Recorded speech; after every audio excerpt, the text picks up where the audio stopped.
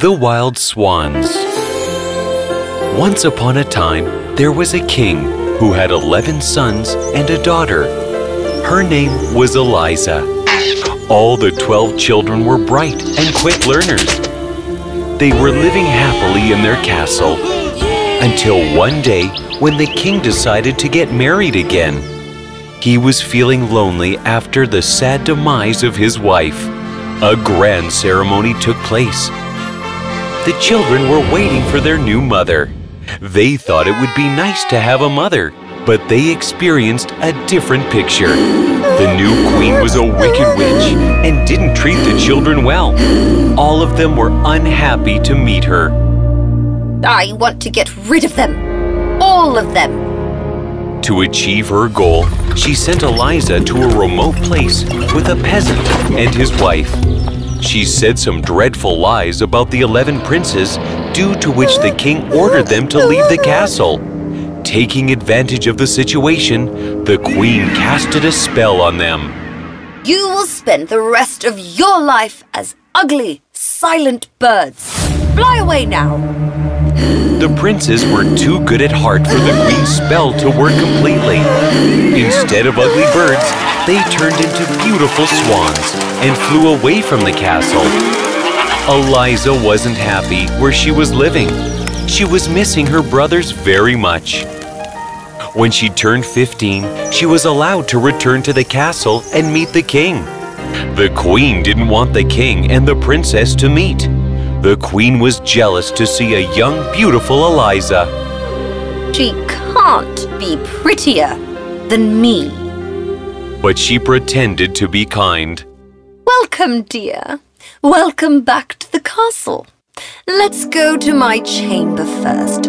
I've got a gift for you. Let me apply this cream on your face and hair to protect you from evil eyes. The cream was the queen's trick to make Eliza turn ugly. When the king saw Eliza, he was furious. "Ah, this ugly-looking girl can't be my daughter. Take her away. I don't want her." Eliza was thrown out of the castle. No, I wish my brothers were there with me. Eliza started her journey in search of her brothers. She went into the forest where she found a small pond. She washed her face, and to her surprise, she turned beautiful again. It was a thick forest, where the sunbeams were hardly reaching the ground. Through the tall, thick trees, it was getting dark. She reached at the far end of the forest. There was nobody around. She kept on walking. After some time, she heard someone's footsteps. She was scared and tried to hide somewhere. Before she could hide, she met an old lady. Did I scare you? Yes, a bit. I come here often to collect berries. Would you like to eat some? Yes, please. I'm very hungry and I have no knowledge about the edibles in the jungle. Take these. But what are you doing here? I'm searching for 11 princes. Have you seen them here? No, I haven't. But I saw a few swans with the crowns on their heads. They were swimming in the river. If you go there, you may find them. Eliza thanked the old lady and started her journey following the riverbank. After walking for a few hours, she came to the place where the river met the ocean. There is nobody here. How do I find my brothers? She spotted 11 feathers of white swans lying near seaweed. 11, they are. Maybe I will find my 11 brothers soon. The sun was about to set, and she saw 11 beautiful swans flying in the sky, heading towards the beach she was standing on. They landed near her, and as the sun was setting, they turned into 11 princes. Brothers! Oh, finally I found you. I'm Eliza. All of them were happy to see Eliza. With the spell of the queen, we turned into the swans. We fly like wild swans through the day, but as the sun sets, we turn into humans. We are allowed to go home once a year. We'll be going to castle tomorrow. Would you like to join us? Of course I will. I also want you to get rid of this terrible curse. The next morning, the princes turned into swans again. They asked Eliza to sit on a net and lifted the net in their beaks and flew away. Eliza was enjoying the ride as she could see clouds floating beneath her. She also saw mountains, forests, towns, villages, and palaces passing beneath them. By the end of the day, they landed near some caves. They decided to spend the night in a cave. At night, when Eliza was sleeping, she dreamt that a fairy came to meet her. Eliza thought that the fairy looked very similar to the old lady she met in the forest. Hello, Eliza. I know what you're worried about. Yes, I want my brothers out of that curse, but don't know how it'll happen. To achieve what you want, you should be brave and patient. If you think you can do it, then I'll tell you the remedy. I can do anything for my brothers. It'll sting in pain. I'll bear the pain. Please tell me the solution. There's a special nettle that grows near this cave in the graveyards. You have to pick them, crush them into wax, and weave 11 coats out of it. Throw the coats over the swans, and the spell shall be broken. But most importantly, you should not speak a single word from the day you start this task until the end. If you speak, your brothers will die. Okay, I'll do this. Eliza woke up saying this, but found that it was a dream. She looked for her brothers, but they had gone. This is the right time to start the task. She went out and started picking the nettles. It was stinging and paining, but Eliza continued with what she has started. She picked few nettles, brought them to the cave, and crushed them into wax. A mouse was watching what Eliza was doing. He found it interesting and started helping her. At night, when her brothers returned to the cave, they found Eliza doing something mysterious. What are you up to, Eliza? Why don't you answer, sister?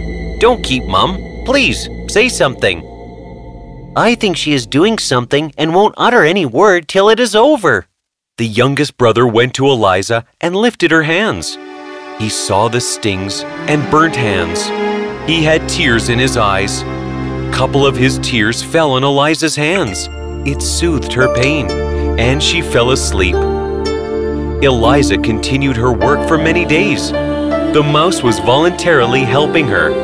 Eliza finished weaving one coat and started preparing for the next. One day, when she was picking the nettles, she heard some loud sound nearby and decided to return to the cave. But some dogs and a few huntsmen surrounded her. All of them were in good cloaks. A handsome young man got off a horse and approached Eliza. Hello, what are you doing here? Can I help you? I can't leave you here in this wild place. I'm the king of this land. You please come with me to my castle. You'll be safe there. Eliza had no option than to go with the king. They arrived at the king's castle before the sunset. It was a beautiful castle, but Eliza wasn't happy there. She used to weep many times a day, reminding of her brothers. The king had brought with him Eliza's wax and the coat she had woven. You'll get all your belongings, so as to make you feel at home. Aha, what a smile! I think I'm losing my heart on you. Eliza had no work there than weaving coats from the wax. She wove 10 coats. As she was about to weave the last one, she ran out of nettles. She thought about going to a graveyard near the castle and collect some nettles. So she went out of the castle that night and searched for the graveyard. As she was collecting the nettles, the king's advisor and his men surrounded her. Here you are. What are you doing here? Picking the nettles? For what? It must be used for some magic. I had a doubt that you're a witch, and I've proven it, Your Highness. I didn't believe my men initially, but now... Take her to the court tomorrow. My men will decide her punishment. She should be killed in front of all the countrymen. Or kill her under the elephant's paw. Such witches are not allowed in our country. She must die tomorrow, not later than that. It was decided that Eliza should be banished on an island, far from the castle. She was kept in a dreary cell. She was supposed to spend her last night. Just then, the door opened, and all her coats in the wax was thrown inside the cell. The king has sent this for you. It will keep you warm. This is my last chance to complete the task, but I need some more nettles to make necessary wax.